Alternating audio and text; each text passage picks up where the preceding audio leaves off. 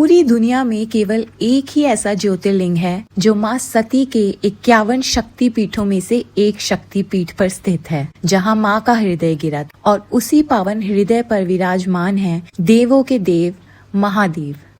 हर हर महादेव दोस्तों, ओम नमः शिवाय। आप सभी का स्वागत है बाबा बैद्यनाथ धाम में।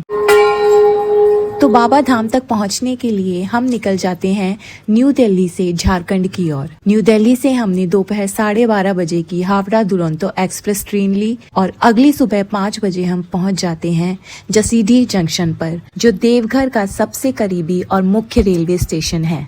वैसे तो देवघर में ही रेलवे स्टेशन है जहां से मंदिर की दूरी मात्र 2 किलोमीटर है, बट अगर आपको सीधी ट्रेन देवघर तक की नहीं मिली तो जो दूसरा रेलवे स्टेशन यहाँ है वो है जसीडीह, जो कि देवघर से मात्र 8 किलोमीटर की दूरी पर स्थित है। ये station Delhi Howrah rail route पर है, इसलिए यहाँ पर सारी प्रमुख ट्रेन इस जसीडीह रेलवे से होकर लगभग गुजरती ही है। झारखंड के देवघर में स्थित बाबा बैद्यनाथ धाम भगवान शिव के 12 ज्योतिर्लिंगों में से एक है, लेकिन इसकी सबसे बड़ी खासियत ये है कि ये सिर्फ ज्योतिर्लिंग ही नहीं बल्कि शक्तिपीठ भी है। यहाँ माँ सती का हृदय गिरा था, इसलिए इसे शिव और शक्ति का संगम कहा जाता है।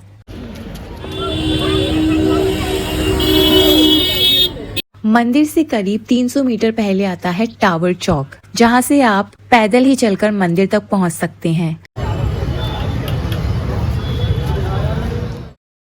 और ये है देवघर की प्राचीन पेड़े वाली गली, जहां पे दोनों तरफ पेड़े की दुकान है और सबके पास आपको ऑलमोस्ट एक ही तरह के पेड़े मिलेंगे, चाहे वो मलाई पेड़ा हो या केसर पेड़ा। और यही है बाबा का मुख्य प्रसाद भी।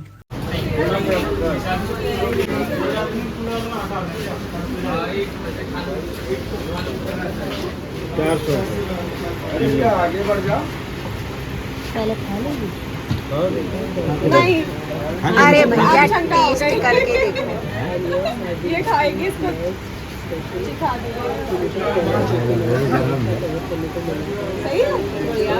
कौन सा वाला पेड़ा है? ये मलाई पेड़ा है। हाथ में पानी लीजिए।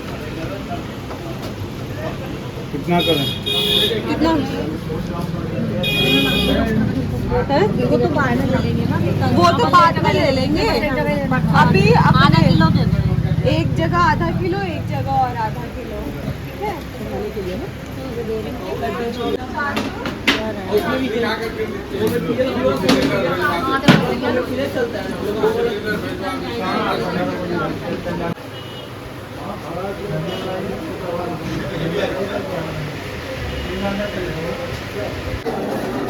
हमारे पास तो समय ही समय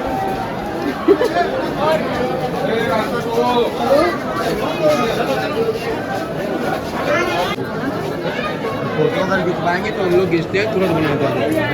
तो सबसे पहले जैसे ही आप इस मंदिर में प्रवेश करते हैं, आपको एक बहुत ही खास चीज देखने को मिलेगी। यहाँ मंदिर के शिखर पर आपको त्रिशूल नहीं दिखाई देगा, बल्कि उसकी जगह विराजमान है पंचशूल। शायद पहली बार आप किसी शिव मंदिर में त्रिशूल की जगह पंचशूल देखेंगे। कहा जाता है कि ये पंचशूल हर शिवरात्रि पर बदला जाता है और इसे देवघर ज्योतिर्लिंग का रक्षा कवच भी माना जाता है। ये 5 तत्वों अग्नि, जल, वायु, आकाश और पृथ्वी का प्रतीक है। अब वीआईपी में जाएंगे तो 2.5-3 घंटा लगेगा। बहुत लंबी है। अभी वो पंडित जी 4 घंटा ऐसे माथा खबर आएगा। उसकी खाली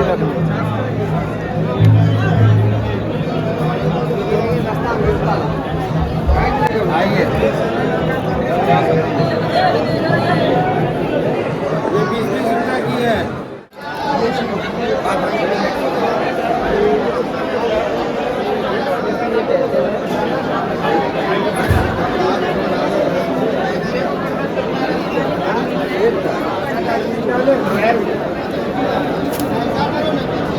ये कितने का है ये? बाबा बैद्यनाथ धाम में दर्शन के लिए 2 लाइन होती हैं। एक होती है वीआईपी लाइन जिसकी 300 रुपए की टिकट होती है और लगभग 3-4 घंटे में दर्शन हो जाते हैं, और एक होती है जनरल लाइन जिसमें समय का कोई पता नहीं होता। ये पूरी तरह भीड़ पर निर्भर करता है। 6, 7, 8 घंटे कितना भी समय लग सकता है। आखिर में जाकर जनरल और वीआईपी लाइन दोनों मर्ज हो जाती है और फिर आप गर्भगृह में एंटर करते हैं। हम वीआईपी लाइन में थे, लेकिन सच कहें तो वीआईपी और जनरल लाइन में ज्यादा फर्क महसूस हुआ नहीं। जब हम लाइन में लगे तो सुबह के 8 बजे थे और गर्भगृह तक पहुंचते पहुंचते करीब 2:30 बज गए।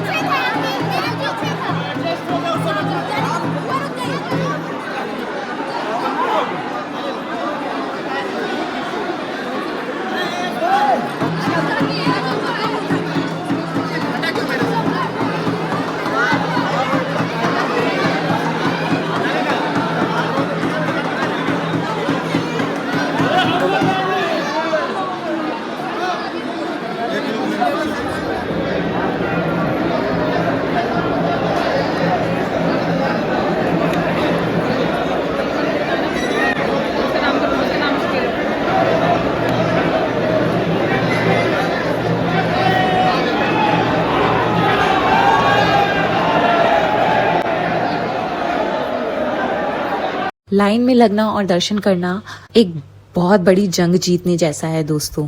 अगर आप में पेशेंस है और भीड़ में धक्का मुक्की झेलने का दम है तो आइए और इस लाइन में लग जाइए।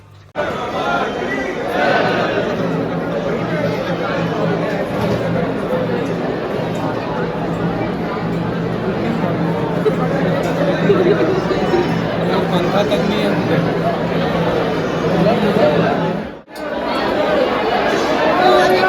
बाबा बैद्यनाथ का इतिहास जुड़ा है रावण से, जो भगवान शिव के परम भक्त थे। दशानन रावण भगवान शिव को प्रसन्न करने के लिए हिमालय पर घोर तपस्या कर रहे थे और एक एक करके अपना सर काटकर शिवलिंग पर चढ़ा रहे थे। 9 सर अर्पण करने के बाद जब रावण अपना 10वां सर काटने वाला था, तब भोलेनाथ ने प्रसन्न होकर उसे दर्शन दिए। रावण के पास सोने की लंका के अलावा तीनों लोक में शासन करने की शक्ति तो थी ही, और उसने कई देवता, यक्ष, गंधर्व को भी कैद करके लंका में रखा हुआ था। इसी वजह से रावण ने ये इच्छा जताई कि भगवान शिव भी कैलाश छोड़कर लंका में रहें। इसी मनसा से उसने कामना लिंग को लंका ले जाने का वरदान मांग लिया, और भोले बाबा तो ठहरे भोले भाले, तो रावण के अनुरोध को मना नहीं कर पाए और रावण के साथ लंका जाने के लिए तैयार हो गए, पर इस शर्त के साथ कि अगर वो इस कामना लिंग को पृथ्वी के मार्ग में कहीं भी रखेगा तो वही उनका स्थायी निवास स्थल बन जाएगा।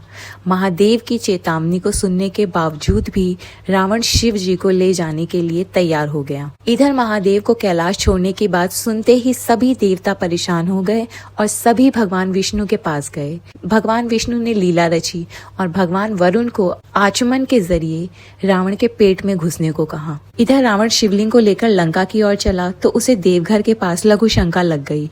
उसने आसपास देखा कि कोई मिल जाए तो वो उसे शिवलिंग थमाकर लघु शंका हो आए। कुछ देर के बाद उसे एक ग्वाला नजर आया जिसका नाम बैजू था। कहते हैं उस रूप में भगवान विष्णु वहां आए थे। रावण ने ग्वाले से कहा कि वो शिवलिंग को पकड़कर रखे ताकि वो लघु शंका हो आए, और साथ ही साथ उसने यह भी कहा कि इस शिवलिंग को भूल से भी जमीन पर ना रखें।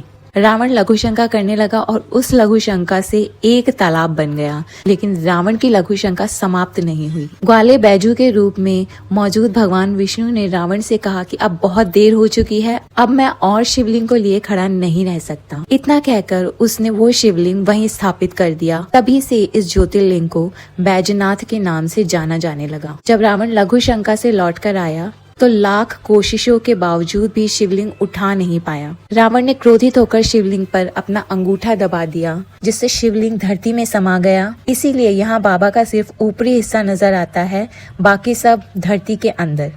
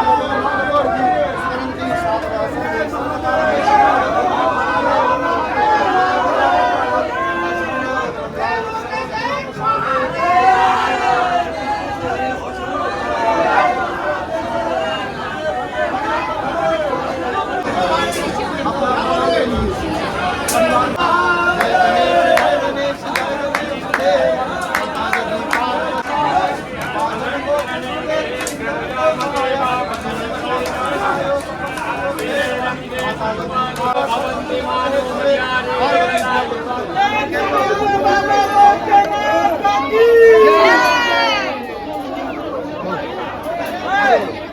बढ़ो, आगे आगे बढ़िए तो टाइम हो गया, बाबा वहाँ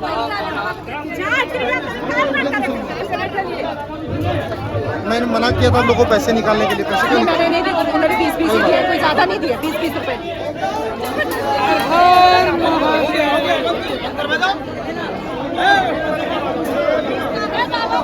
गर्भगृह के अंदर का माहौल काफी भयानक होता है। एक ही एंट्री है और एक ही एग्जिट। उसी रास्ते से लोग अंदर आते हैं और उसी से बाहर निकलते हैं। एक समय पर सैकड़ों श्रद्धालु शिवलिंग के दर्शन कर रहे होते हैं, रुद्राभिषेक कर रहे होते हैं, लेकिन इतनी भीड़ के बावजूद बाबा के दर्शन के बाद जो ऊर्जा मिलती है, जो शांति महसूस होती है, वो शब्दों में बयां करना मुश्किल है।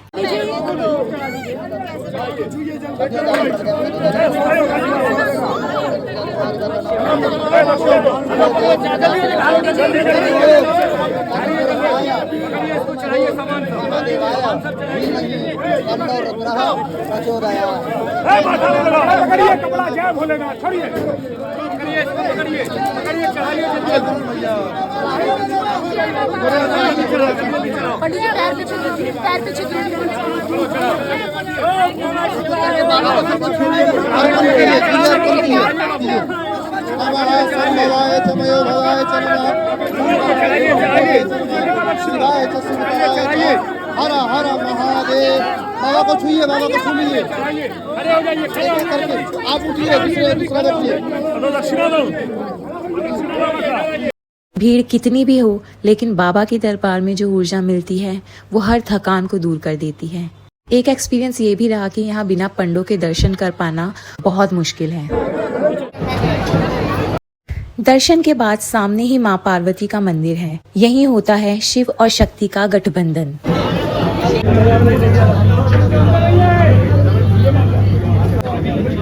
तू प्रसाद चढ़ाते चाहे तो वो चढ़ गया ना प्रसाद तेरा। पूजा तो हो गई। हाँ पूजा तो बाबा के दरबार में मैया कहे तो जय मैया, सब मनोकामना पूरी करे माता।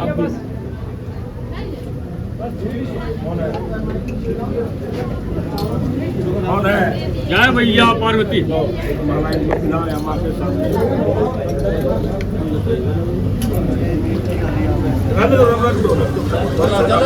मुझे लेना था इसलिए लिया। बाबा बैद्यनाथ के मुख्य मंदिर के साथ साथ यहाँ 22 अन्य मंदिर भी स्थित हैं, जिनमें पार्वती, गणेश, ब्रह्मा, काल भैरव, हनुमान, सरस्वती, राम, लक्ष्मण, जानकी, गंगा, काली, अन्नपूर्णा और लक्ष्मी नारायण के मंदिर शामिल हैं। वाले हैं जय भानु बाबा, जय हो जय हो।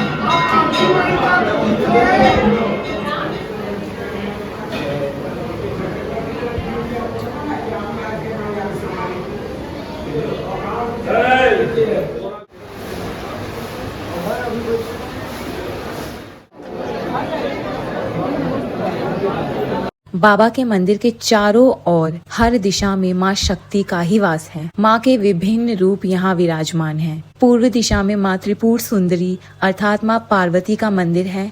यहीं शिव और शक्ति का गठबंधन होता है। पश्चिम दिशा में शत्रु विनाशिनी माँ बगला विराजमान है।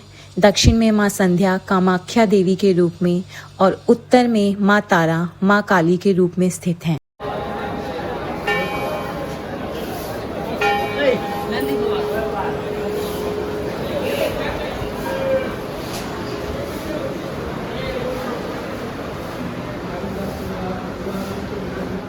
चारों दिशाओं से शक्ति से घिरा हुआ ये धाम और बीच में माँ सती के पावन हृदय पर विराजमान है स्वयं महादेव। शाम के समय बाबा बैद्यनाथ की भव्य आरती होती है और आप देख सकते हैं कि आरती के लिए भक्तों की भीड़ लगातार बढ़ती ही जाती है। बाबा की संध्या आरती के बाद जो दर्शन होते हैं उन्हें श्रृंगार दर्शन कहा जाता है। अगर आप बाबा का श्रृंगार दर्शन करना चाहते हैं तो शाम करीब 7 या 7:30 बजे तक जनरल लाइन में लगकर महादेव के दर्शन कर सकते हैं।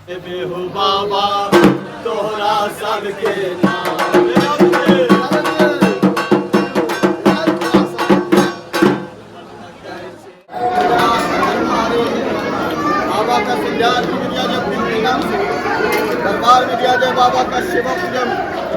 जय भोले, जय शिव, जय शिव, जय शिव। बाबा का सेवा पूजन, बाबा का संध्यार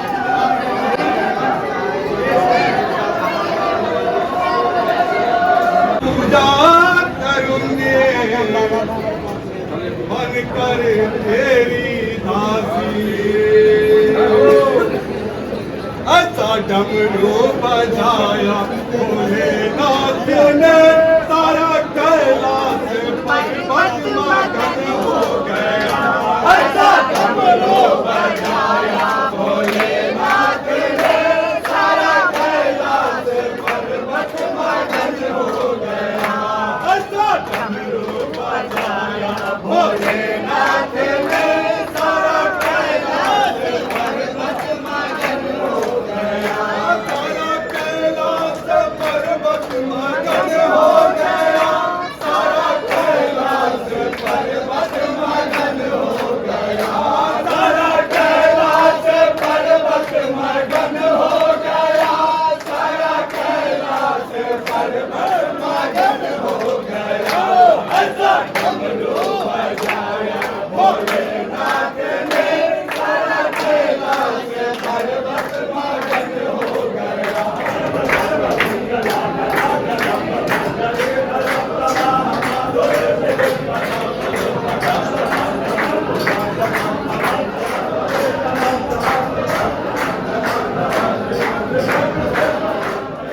देवघर के बाबा धाम को कई नामों से पुकारा जाता है। यहाँ पर मांगी गई मनोकामनाएं पूर्ण होती हैं, इसलिए मंदिर को मनोकामना लिंग भी कहते हैं। मंदिर में भगवान शिव से पहले माता शक्ति विराजमान है, इसलिए शक्ति पीठ भी कहा जाता है। रावण की वजह से यह शिवलिंग यहाँ स्थापित हुआ है, इसलिए रामरेश्वर बैद्यनाथ धाम भी कहा जाता है।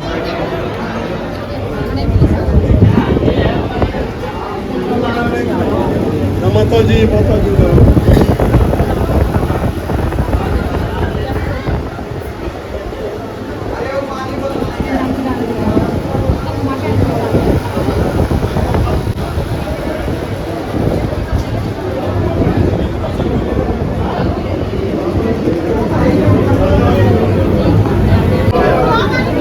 अरे अरे अरे अरे अरे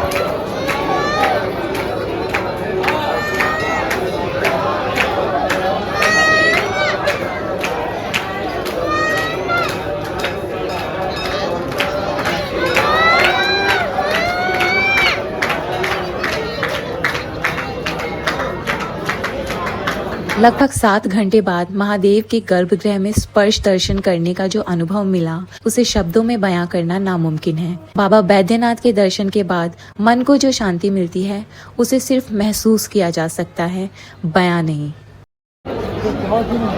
तो इस ब्लॉग में बस इतना ही। उम्मीद है आपको ये वीडियो पसंद आया होगा। अगर अच्छा लगा हो तो वीडियो को लाइक करें, शेयर करें और चैनल को सब्सक्राइब करना बिल्कुल मत भूलिए। मिलते हैं अगले ब्लॉग में।